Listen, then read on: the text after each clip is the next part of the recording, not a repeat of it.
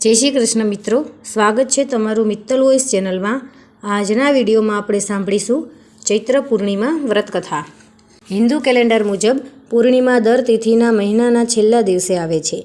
हाल में चैत्र महीनो चाली रह्यो छे अने आ महीनामां आवती पूर्णिमाने चैत्र पूर्णिमा तरीके ओळखवामां आवे छे। पूर्णिमाना दिवसे पवित्र नदीओमां स्नान, दान अने उपवासनुं विशेष महत्व मानवामां आवे छे। एवुं कहेवाय छे के पूर्णिमाना दिवसे व्रत राखनाराओ पर हमेशा देवी लक्ष्मीनो आशीर्वाद रहे छे। उपवास दरमियान भगवान सत्यनारायणनी पूजा करवामां आवे छे अने पछी वार्ता पण सांभळवामां आवे छे। चैत्र पूर्णिमानी व्रत कथा।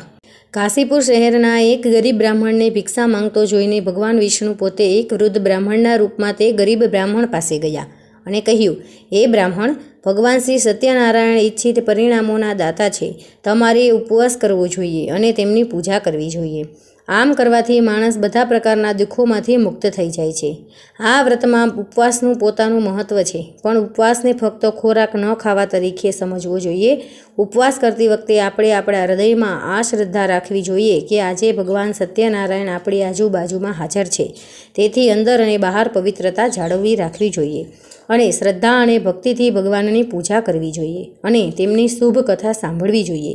શ્રી સત્યનારાયણની કથા આપણને કહે છે કે બધા મનુષ્યને ઉપવાસ અને પૂજા કરવાનો સમાન અધિકાર છે, પછી ભલે તે ગરીબ હોય કે અમીર, રાજા હોય કે ઉદ્યોગપતિ, બ્રાહ્મણ હોય કે અન્ય કોઈ વર્ગ, સ્ત્રી હોય કે પુરુષ। આ વાત સ્પષ્ટ કરવા માટે આ વાર્તામાં એક ગરીબ બ્રાહ્મણ, એક ગરીબ લાકડા કાપનાર, રાજા ઉલ્કામુખ, એક શ્રીમંત ઉદ્યોગપતિ, એક સંત વૈશ્ય અને પત્ની લીલાવતી, પુત્રી કલાવતી, રાજા તુંગધ્વજ અને ગોપાલોની વાર્તાઓનો સમાવેશ કરવામાં આવ્યો છે।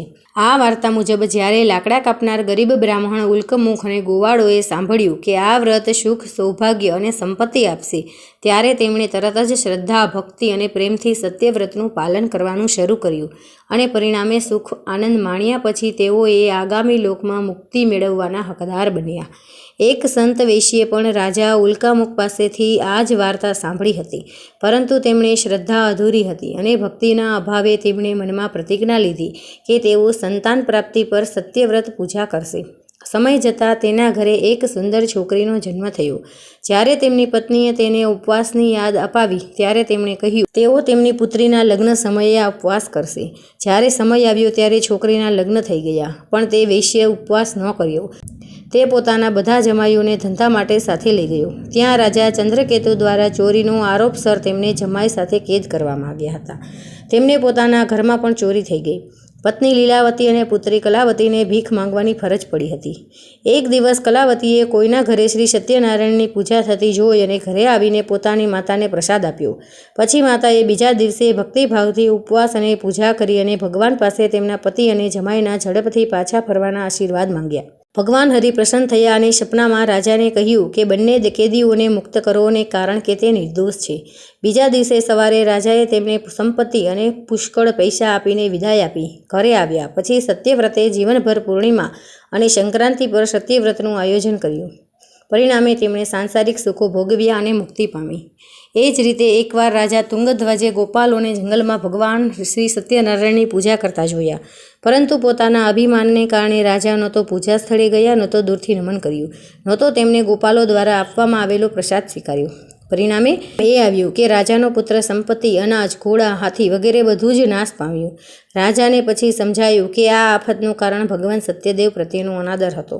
પછી તેને ખૂબ પસ્તાવો થયો। તે તરત જ જંગલમાં ગયો, ગોપાલકોને બોલાવ્યા અને તેમને ભગવાન સત્યનારાયણની પૂજા કરવાની પદ્ધતિ વિશે પૂછ્યું અને પછી પૂજા પણ કરી। પછી તેમણે તેમની પાસેથી પ્રસાદ સ્વીકાર્યો અને ઘરે આવ્યા। તેણે જોયું કે આપત્તિ ટળી ગઈ છે અને તેની બધી મિલકત અને લોકો સુરક્ષિત છે।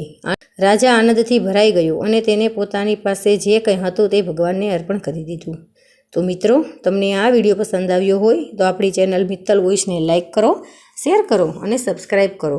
જય શ્રી કૃષ્ણ।